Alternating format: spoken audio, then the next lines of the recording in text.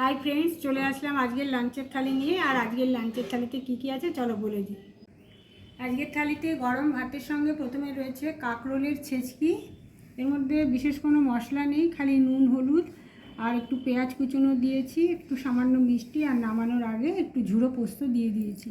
আর তারপরে রয়েছে চিংড়ি মাছের বড়া, আর রয়েছে ঢ্যাঁড়স ভাজা, আর এখানে বাটিতে রয়েছে লাউ দিয়ে মুসুরির ডাল, আর তারপরে রয়েছে ধনেপাতা আর মুসুর ডালের বড়ি দিয়ে লাউ ঘন্ট, আর তারপরে রয়েছে সর্ষে দিয়ে পমফ্রেট মাছের ঝাল, আর সবশেষে রয়েছে ঘরে পাতা দই, টক দই।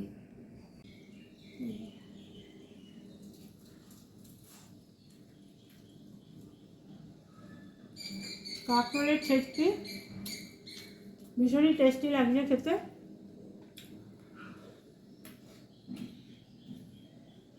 আর রয়েছে চিংড়ি মাছের বড়া, একটু কামড়ে দেখবো,